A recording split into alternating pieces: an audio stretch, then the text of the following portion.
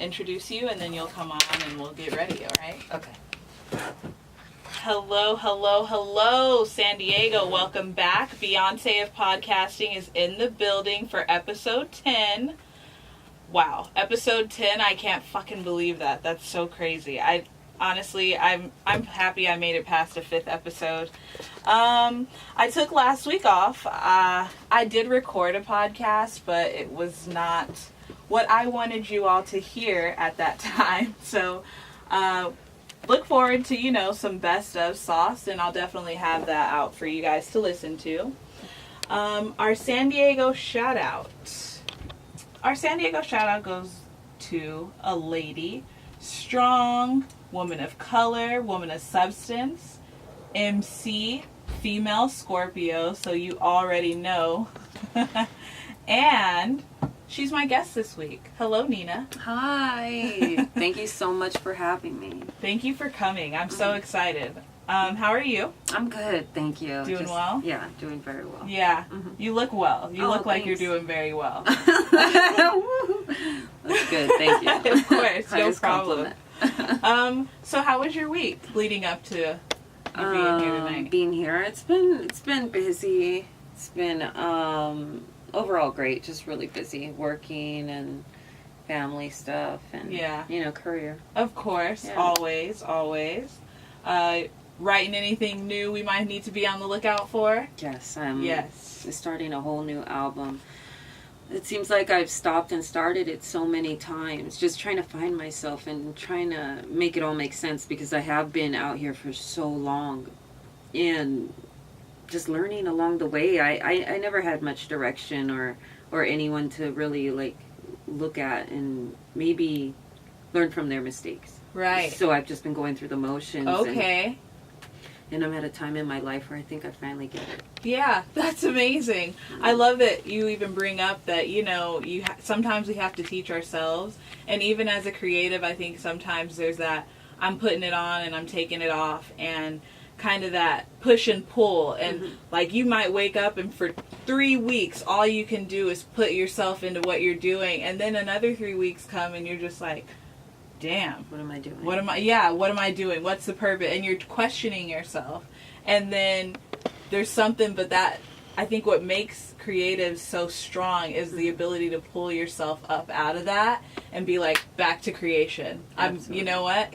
This is my love. This is my heart. This is what gets me, up every day. Let me get back to it. That's dope. I love that. Absolutely what I feel. Yeah. Yeah. I've never heard it put it I thought it was just something I go through, but that's absolutely it. Yeah. I don't know any creative that doesn't, those lulls, and they can be so hard, and so, they can be dark, Dark. And I think for a minute it was, because I put so much, and it means so much to me, and just like you said, just lost for a minute. Yeah. But, I fought through it and just try to remember why I started. And I remembered. So, you know what? Lately I've been wanting to give you guys all of this, our usual rundown of the bullshit topics. I don't want to do that this week. I want to get into my artists that I have here with me. I want to hear about, where did you get your start? Kind of paint the picture for young Nina, if you will, and put me where you were, young Nina, and kind of what started your journey. Let's see. Well, when I was a kid, it was just something that I just loved music. I remember my mom would call me, because, my birth name is Christina. Okay. So my mom would call me Tina Turner. And for whatever reason, as soon as she called me that's who I wanted to be. It was, I can't really be too mad. Tina Turner's a legend. Yeah, so I was like, okay, that's what I'm going to do then. So, that's amazing. And then, as I got older, I started writing poems. And, I just thought I wrote poems. And it would describe what I was going through as a child. And I didn't have the best youth. My childhood was a bit rough. And I was able to express that in poems. Yeah. I must have been 11 or 12. And then when I turned 14, my brother was really into hip-hop, and he started making beats, and these poems just turned into rap songs. Yeah. That's really amazing. I love that. So when you're writing these poems and you're 13 and 14 years old, what is some of your content, you know, and at 13, 14? Because I remember writing at 13, 14, and I was writing about how like, I never had my first kiss, dumb shit that is super pointless, you know, but like, what was some of your content? God, it really was, like, I remember the first poem I wrote, it was, oh gosh, it was just about my environment, and my environment wasn't the best environment. I mean, especially being a girl and having to deal with that, and like, you know, stuff, I mean, deep stuff from like just dysfunction. Yeah. And the first poem I wrote, I remember I was so proud of it. I put it on my wall, and it was about like hearing people argue and not being happy, but in writing that poem and putting it up, I was able to find someone to talk to. My release. And I remember my mom going in there and reading it, and then having everybody come and look and be like, see, this is, you know, like, this is the effect this is having. And that's what it was about. I mean, No, I hear you. That's, I mean, I think that it's important that you kind of started so young, because I think it takes people so long to just find something that works for them. Yeah. Because, you know, it's easy when you see, if you're a kid right now and you see LeBron James playing ball, it's easy to say, I want to be the next LeBron James. And it's easy to see this person and want to emulate them. But to actually get started to do the work at 13 and 14. Because at 13 and 14, like I'm saying, I'm daydreaming about stupid stuff.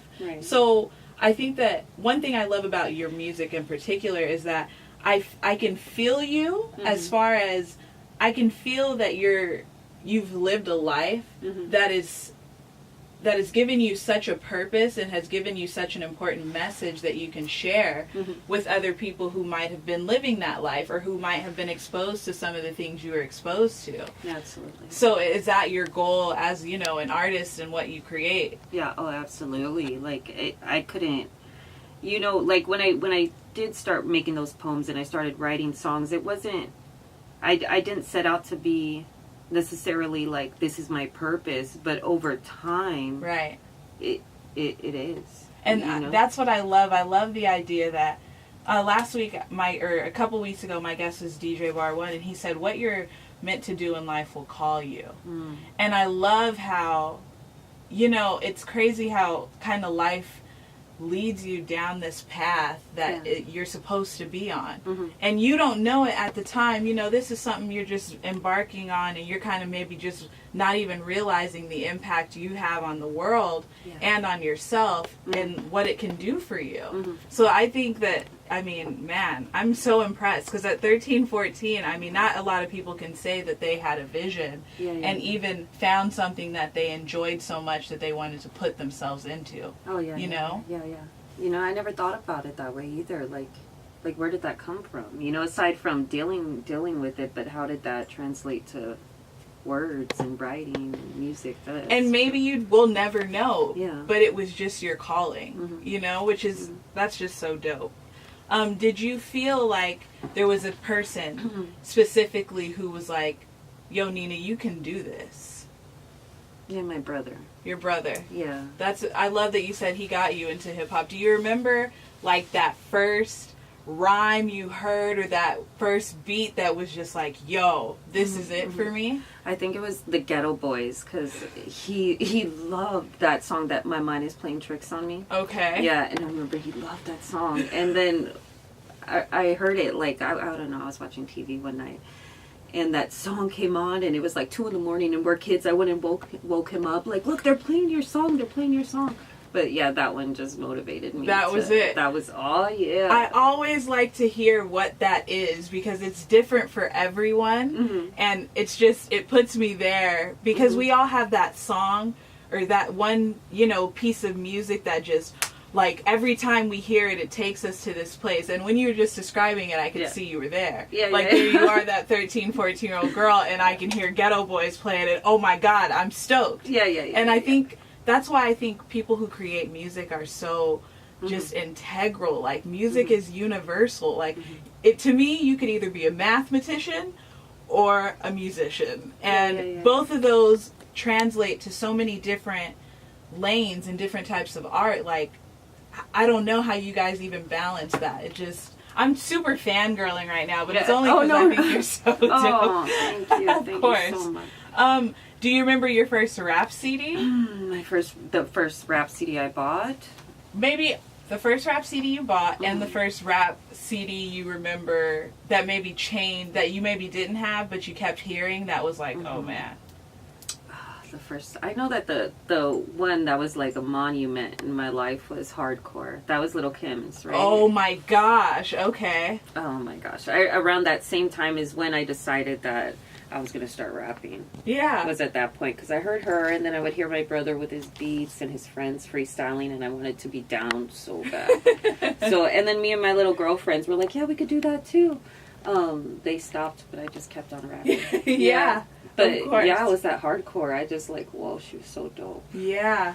And I can hear that in your music. I love the fact that you're willing to spit on a track. Like, it's hard to listen. You know, I think female rap is still such a novelty within rap itself. And I think that when you find female rappers whose content is more than I'm a bad bitch and niggas buy me shit, like, you know, and that's what I love, because that's everywhere, and I can hear that, and I have friends who have that, and it's like, I don't care. I want to hear somebody who, shit, may not be feeling good, maybe wrote this rhyme from a place in their heart that they weren't feeling the best of, and it's enough to pull me out of maybe a place I'm not feeling the best out of, you know. That's the kind of music I want to hear, and that's what I love about the music that, you know, you put out. It is so honest and real, and it's like, it's motivational. It really is. Thank you. So you said Lil' Kim. Is there any other woman in hip-hop that you felt specifically connected to, or, you know, really admire? Lil' Kim, because of, I mean, I was attracted to her because of her confidence in her. She was the first one. Right. You know, she kind of set the prototype. I mean, absolutely, to my generation. Absolutely. But who I felt connected to, of course, it was Lauryn Hill. Yeah. And it was, I think, what was that acoustic album she put out? She had an acoustic album, and no one, it was panned. Not too many people liked it, but the songs on there just gave me life. Yeah. Like what you're saying, I was able to listen to that and get another breath. Right. You know, catch a second wind. Because she sang with so much pain and so much honesty. Yeah. So how would you describe your content? My content? And in the music that you make? Honest. Like, I just sit down and exactly what I'm going through, exactly what I'm dealing with. Yeah, and because I mean, I haven't experienced the, like, bad bitch, or, you know, like, spend money on me type of lifestyle. I've had to fight extremely hard. I mean, since I was a kid till, I mean, having a child so young and, you know, being a single mom. Yeah. And going through all those things, aside from Lauryn Hill, I didn't have anybody I could look up to. So I wanted to be that for someone else. And when that is amazing. You know, when I sit down and I write, it's just, you know, I mean, if you ever hear me go off on something else, or I'm talking maybe, you know, bad bitch kind of, sort of, it's something I had to try to do. No, and I don't even mean to say that in a negative way about being a bad bitch, you know, or making that type of music, because that's important to the genre too. But I think that there's something about, like, shit, I'm not there yet. I can't relate. Right. I want to hear someone who I can relate to, who has lived where I've lived, who's maybe we've seen what you've seen, and I think that that's what makes the difference in, you know, in the music that I want to hear. And I think that, I'm sure that, I mean, being a woman, like, is there anything that, because you're a woman in this industry, that is so male dominated and is so misogynistic still in its, I mean, hip hop is still pretty much in its infancy, I think, as a genre of music. But I think that women in hip hop, like I said, is an even smaller part of that. So how do you combat dealing with men who might try and take advantage of you, or just dealing with, and how do you balance, like, I'm a woman and I'm a businesswoman and I want to be taken seriously, and I don't want you to be disrespectful to me because I'm a woman. Mm-hmm. Like, how do you balance those two kind of ideas? Gosh, it's not as, like, I used to just put on this hard exterior, you know, that you're going to have to respect me. Absolutely. Because of, you know, the way I carry myself, the way I come across. That works to an extent, but you don't want to be the one with the bad attitude. Right. You know, which right. I went down that road too, or you don't smile, you're too hard, or I Uh-huh. went through all that, but really it's just me demanding respect, because there are so many women that don't, you know, however they can get in, they'll get in. Oh, yeah. You know what I'm Man. saying? Like, respect isn't a top priority for Right. them. So, a lot of times men will feel that all women are like that. Oh, my God. Lately, I mean, you know, it's still hard to this day. I mean, I've been doing it for so long, but every time I meet someone new, or maybe successful men, Mm-hmm. you always got to be careful, because it's, you know, and that's something I deal with now, and sometimes it bothers me because I work so hard, and Of course. you Of know, course. I thought you It's were so here rude. because of my work, Right. you know, but then, so the only solution I have now is just to put 100% into that music, because, I mean, you could say whatever you want to say, you could treat me however you want, but once you hear the music, you'll understand. Absolutely. You know? Absolutely. I think that that's such a hard line that women in every aspect of life have to, you know, kind